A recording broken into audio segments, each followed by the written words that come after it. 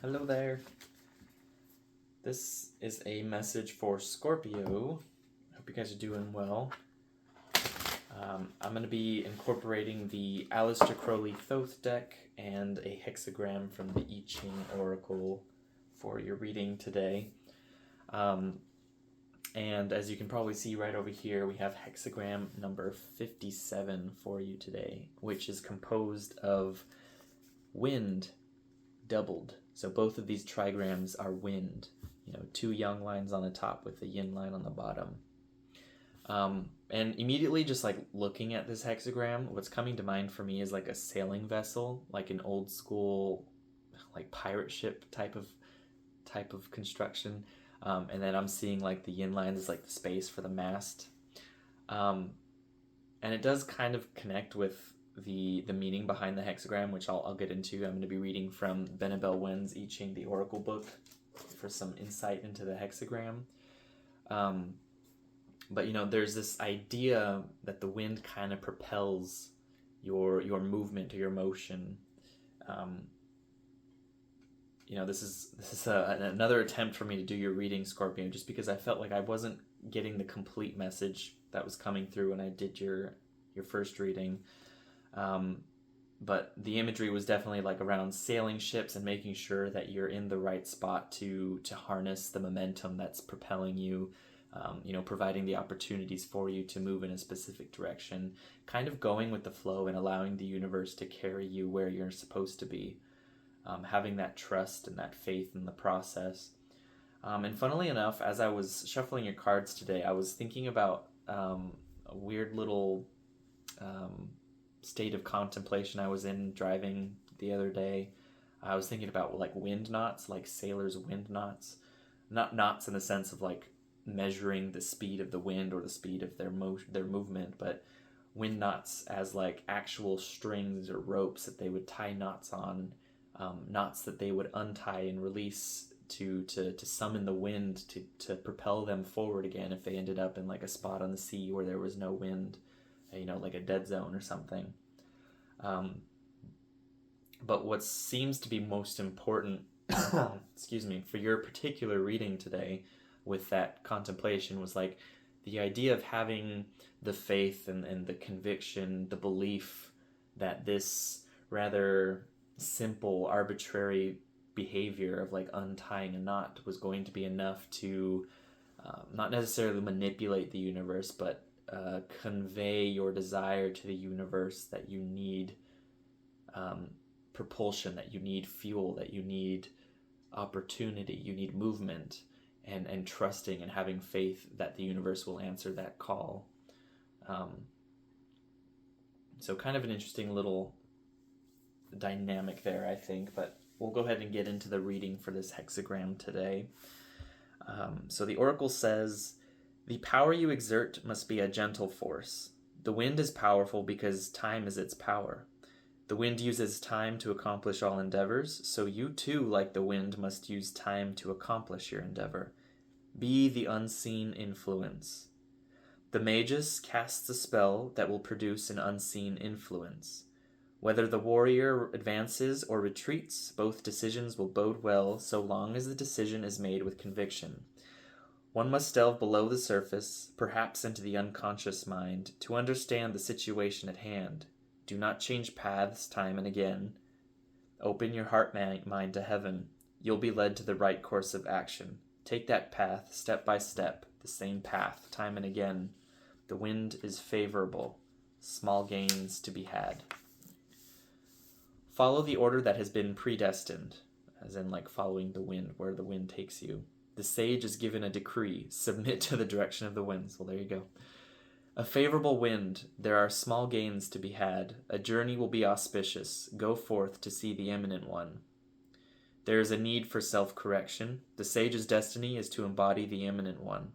The sage cultivates wisdom, learning that the relationship between the eminent one and the people is like that between the wind and the grass. The grass bends to the will of the wind. The wind is powerful because time is its power. The wind uses time to accomplish all endeavors. You too, like the wind, must use time to accomplish your endeavor." the mention of the imminent one coming up a few times in that reading is making me think of like the self, like the highest self, allowing that portion of your consciousness to guide your actions and your activity in the world, trusting the the intuition and the insight and the, maybe not necessarily impulse, but the driving deeper desire behind things, because it's probably coming from a higher source, coming from that imminent one, that highest self that's operating through you. Maybe something to think about there. Shen is one of the earthly branches and is a timing reference. It corresponds with the zodiac sign Monkey. Shen could relate to the 7th lunar month, corresponding approximately with August through September. The ideogram Shun depicts two people side by side on a table. I'm not sure what that character is. Also means to share, to be together. Considering the meaning of the hexagram, the most probable meaning for the word is that of peace talks, negotiation, conference, and accord. Thus, hexagram 57 and Shun refer to soft power, shaping people's cultural and political values to shape culture and politics. So that was the general oracle for this hexagram, but I'm also going to be reading for your two changing lines, which in your case are line 4 and line 6. Probably can't see that super well. I didn't mark them very clearly, but... So we'll read for the 4th line, but again, I tell this to y'all with each reading. I invite you to go and do your own reading into what this hexagram represents, and also go through the reading line by line, because it's going to give you a lot more insight than I'm going to give you in this short little section dedicated to this hexagram here. Okay, so the 4th line, disappointments vanish. During the hunt, you catch 3 kinds of game in the field. A forecast of a good hunt. Glory earned from the merits you've demonstrated in your field of work. Past troubles are left behind you. All past disappointments and challenges disperse from this great success. You attain 3 pin? Still learning the tones. Essentially 3 articles of value. Alternatively, it reads as you advancing by 3 ranks. Yet this could also be a reference to having caught 3 animals during a hunt. That could be 3 different kinds of game, or just 3 in number. 6th line. A gentle force moves beneath the bed, mourning one's fortune and grief over a hatchet, foreboding adversity. The image of the 6th line is of a crown prince staging a coup to assassinate his father, the king.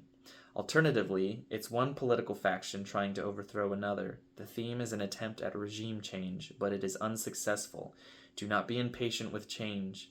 To use gentle force means to use soft power. Create the social or political change you seek through soft power, not by force. An ominous forecast for one who seeks change by force. The 6th line can also forecast a volatile economy or an unstable society. Can it now? Recall from the 4th line of hexagram 56. The wanderer gains a fortune and a hatchet. In contrast, here is, lost my spot. Here in the 6th line, the warrior mourns over fortune and a hatchet. This particular character I'm not familiar with bears an implication of misfortune befalling or a misadventure. Meanwhile, a gentle force moves beneath the bed, mirrors this earlier 2nd line.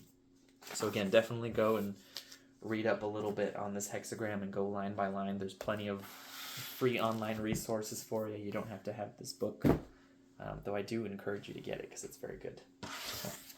All right, so let's go ahead and move into your reading. I'm going to set that like that so I don't knock it. I'm going to shuffle a little bit more, I think.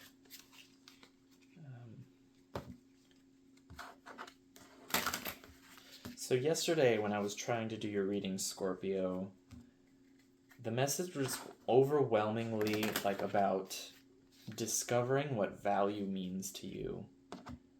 There was kind of a discussion happening about money and about inner resources and just really kind of trying to whittle down what the word value meant, what it is that money is sort of being the substitute for, what is true value, what is actually important. But it was so heavily reiterated to me that it just felt like like it wasn't the full story. Like I was only tapping into one part of the story. So I'm interested to see what the cards have to say for you today. Hopefully it's kind of an expansion on what was coming through previously.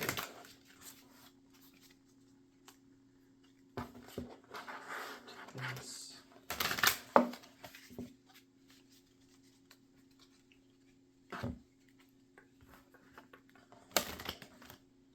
Okay, I guess we're done.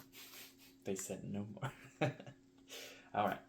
So, first card for you, Scorpio, we have the Three of Coins. That's the middle decan of Aries. I'm sorry, not Aries, Capricorn. It's Earth and not fire. I was looking at the Mars up there and I was like, Aries, fire, yeah. All right, then we have the Emperor. Speaking of Aries, spoke him into existence, huh?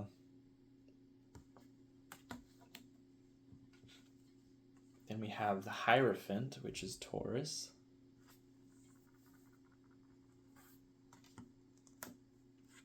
I like this progression, the numerological progression here. We have the Three of Coins, we have the 4, which is the Emperor, and then we have the 5, which is the Hierophant.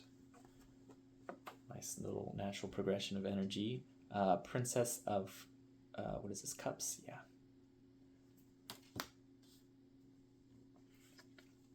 Which to me is like mercurial water sign, like a younger water sign. Sort of like the early stages of learning how to navigate the watery, visionary dreamscape, spirit realm or emotional realm, which might be relevant because we have the Two of Cups right here. That's the first decan of Cancer. It's called Love in this deck. Three of Swords, middle decan of Libra. It's called Sorrow. That's going under the other 3, the Three of Coins. We have the Eight of Discs, Prudence. That's the first decan of Virgo.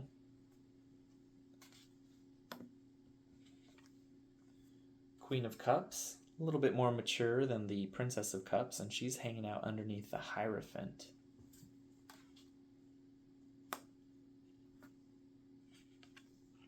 I want to take a moment. The Emperor is number 4, and right beneath that we have the Eight of Coins. It's almost like a doubling of that 4 energy. Maybe that'll be relevant as the reading goes on.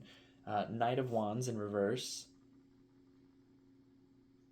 This to me has more of like a fixed fire energy. A little more stabilized and steady than, say, like a Princess of Wands or like a Page of Wands. I think that card came through in your previous reading, along with the Eight of Coins. 5 of Cups, Disappointment. That's the first decan of Fixed Water, Scorpio, your sign. And then bottom of the deck, we have the Wheel of Fortune in reverse. It's Jupiter's card. And where is Jupiter now but stationing retrograde in Gemini? Okay.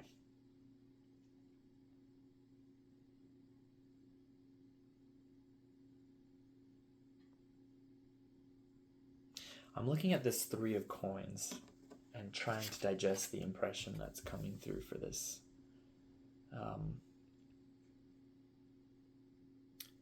I almost...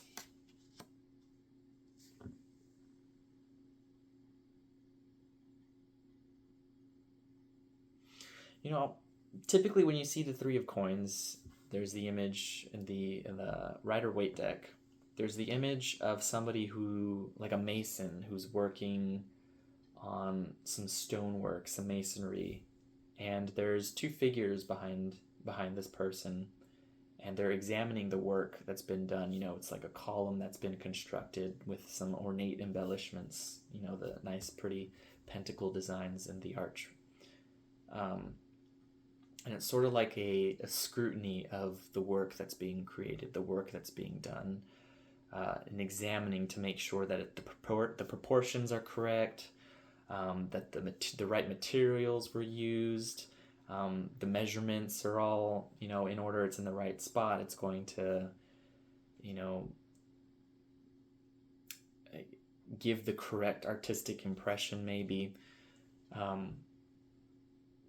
But it's a very dynamic in progression type of energy. Like it's unfolding as you're interacting with it, or as it's being mirrored back to you. So maybe you're working on a specific project and you're kind of examining it at this point, just to make sure that it's an equilateral triangle is what I'm hearing, because I'm looking at this triangle here, making sure the proportions and the measurements are all right, you use the right materials, and everything's in its proper place and order. But it's like still in its beginning stages, still in the foundational stages, because we're still in the sign of Capricorn with this 3 of coins, and Capricorn being like the foundation of the zodiac, like the bottom, the the lowest point upon which everything is kind of built upon.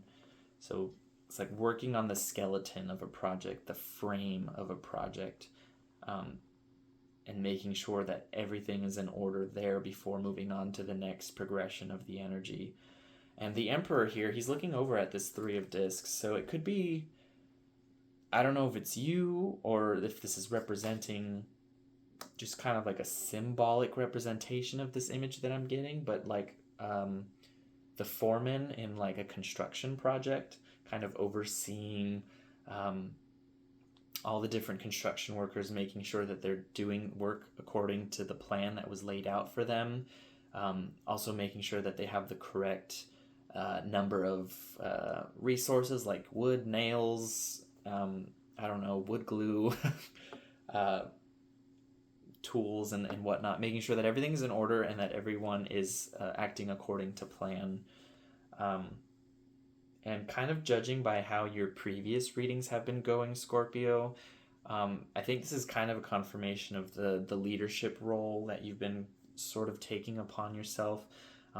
Out of all the readings that I've been doing lately, Scorpio consistently seems to be in not necessarily like the best position, but like in a very stabilizing position. Like there seems to be a lot of energy that's impacting the rest of the signs, and Scorpio, you seem to be handling it maybe a little bit better than the others, kind of utilizing it and working with it a little bit better, which makes sense. I mean, Scorpio, you're already kind of used to attuning yourself to very intense and deep energies, so when this kind of influx happens, it's more of a natural environment for you to be interacting with.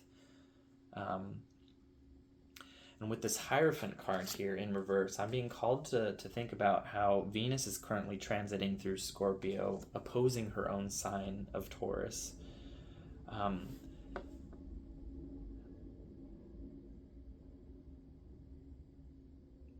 Maverick is a keyword that has been coming up in the last few days.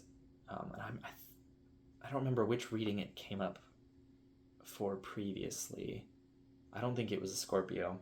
But there's this maybe emphasis on taking an unorthodox approach. Like this Emperor who's examining the works of the 3 of coins over here, this construction foreman, take it metaphorical, take it literal, maybe is taking a different approach to the project than is typical within the field that it's taking place.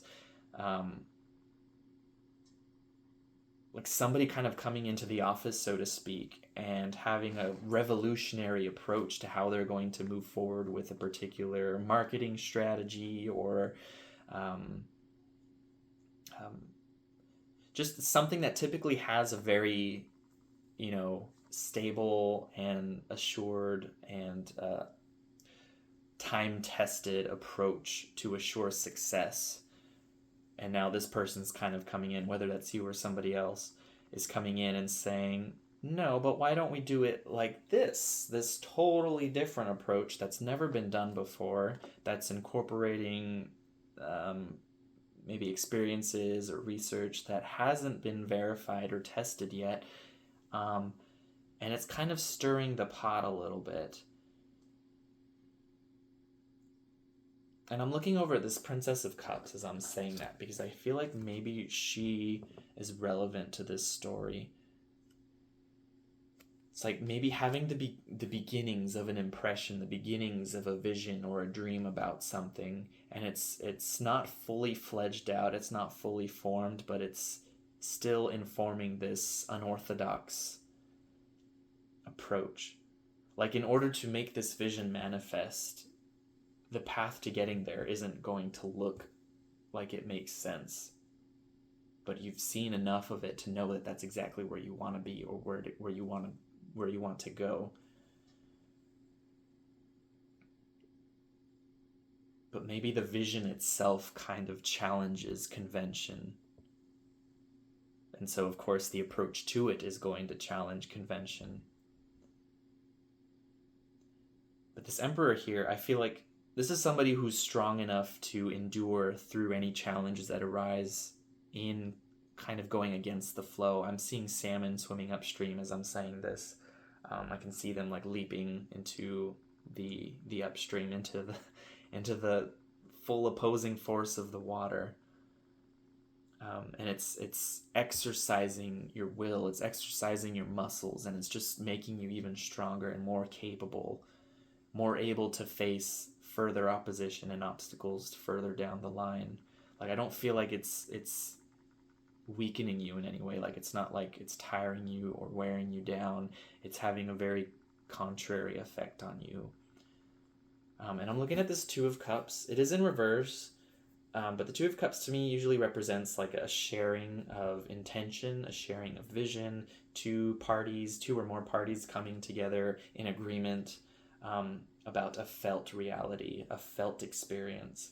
Since it's in reverse, maybe there's a challenge there, like there's a need for this Emperor figure or this Princess of Cups figure to, try to get other people to see where they're coming from, try to get them to grasp the vision that you've had, this fledgling, seedling dream or idea that you have, and trying to get them on board is proving to be a challenge, because it is challenging convention. It is kind of unorthodox. It's out of the ordinary, and it doesn't seem to have a trusted path to getting there. And so it's kind of like maybe the other party is taking a more cautious approach, because you do have the Knight of Wands in reverse underneath. The Knight of Wands can be like that very focused, driven energy to do something and to create something, but in reverse I feel like it's more like cautious, like, yeah, we have all this passion and this energy, but hey, let's take a minute and let's think about this. Let's think about the consequences of doing it like this. Like, if we go in this particular direction, what if this happens? Like, there's no safety rails in place for the path that is kind of being, I'm hearing, toyed with. This path leading up to this seedling of a vision. Looking down at this Three of Swords under the Three of Coins, the work kind of being under revision, the work being examined, and any errors kind of being rectified and corrected, measurements being made and remade. But with the Three of Swords underneath, like, it could be that there's maybe conflicting approaches to the work.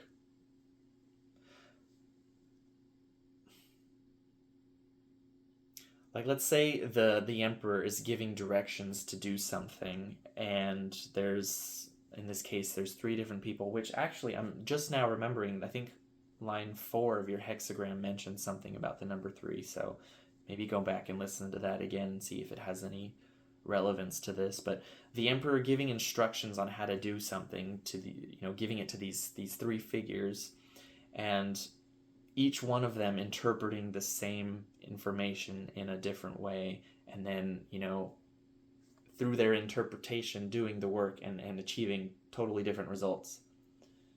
And that being like a source of contention that maybe puts I'm like seeing somebody thrusting a stick in like the spinning cogs in a machine, and then the machine like halting and almost like having this catastrophic failure sort of thing, like something that kind of stops the flow, the workflow, and forces revisiting, and getting people back up to the same understanding, to the original instructions given by this emperor figure. Eight of coins right next to that,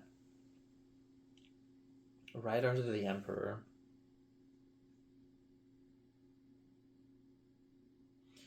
You know, I'm seeing this emperor like sitting in an office, and they're like writing checks, and it's like from this place that the instructions that were maybe misinterpreted were given.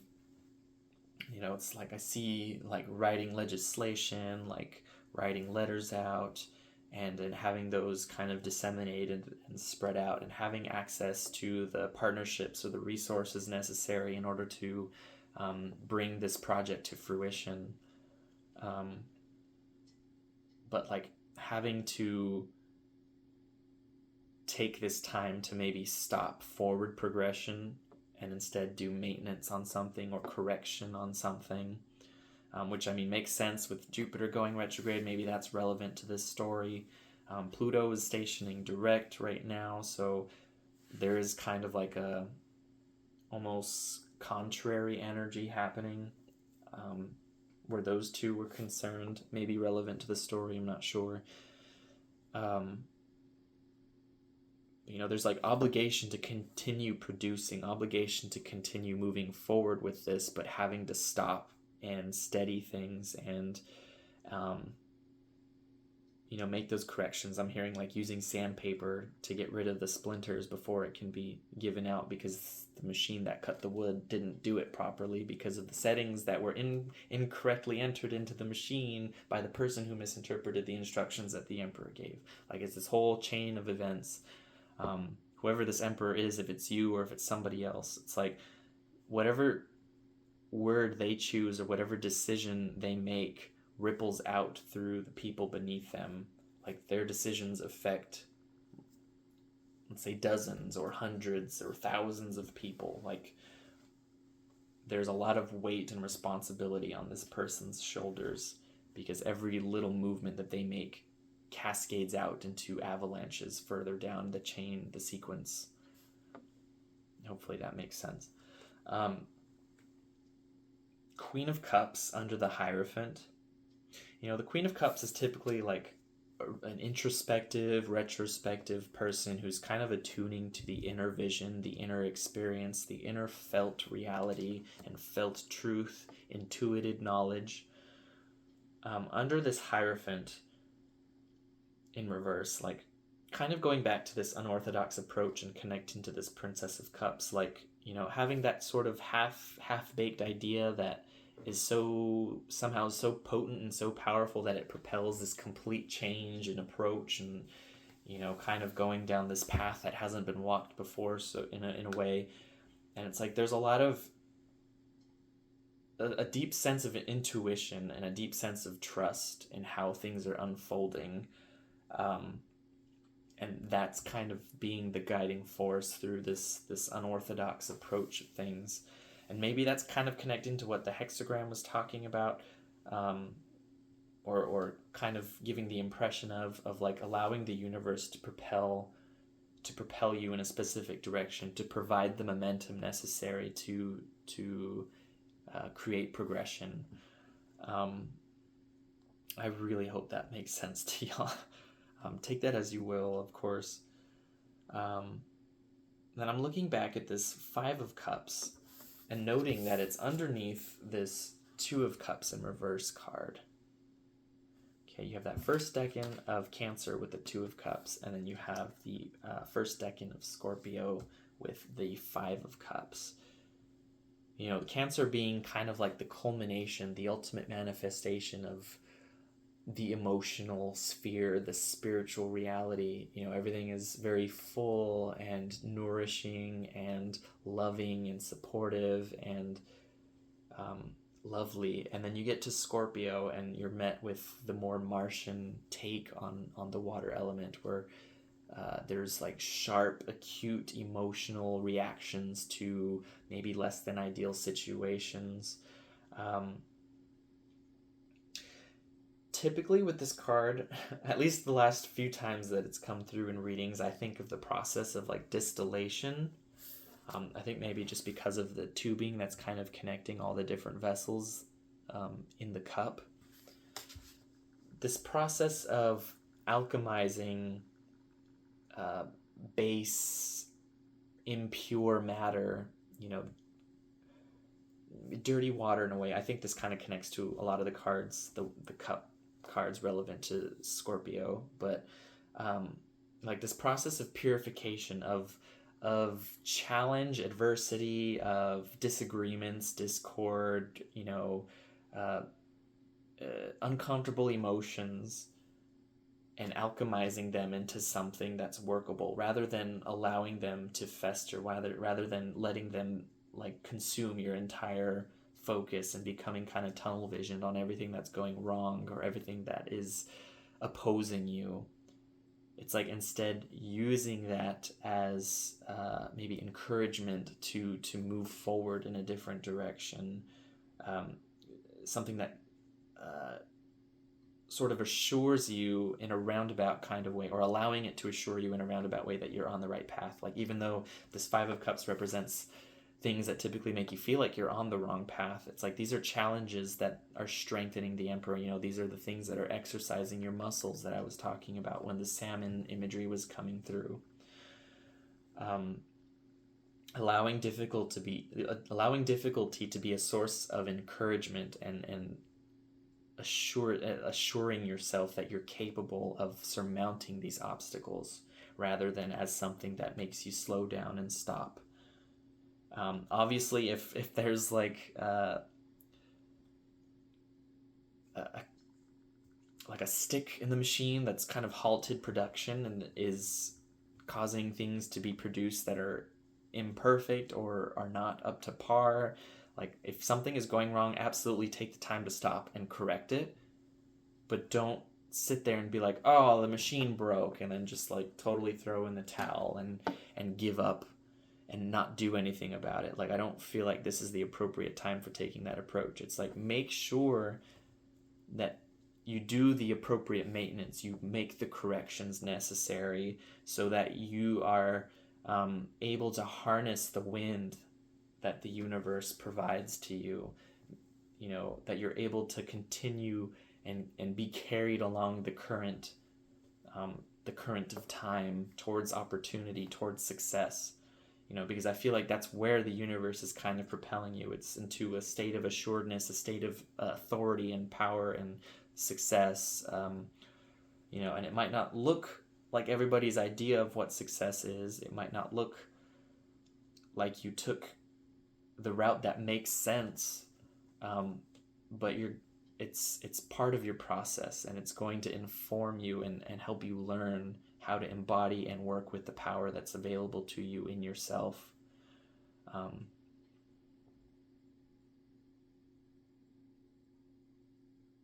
But yeah, don't take it to heart when people kind of don't agree with you or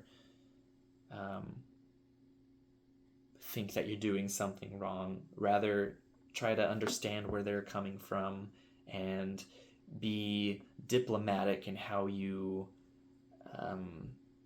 work with them, for lack of a better way to put it. Like, rather than kind of exploding on them and getting angry and frustrated with them, be measured in your approach and take the higher road. Be the stronger person. Don't be reactionary. Be responsible. Respond. Don't react.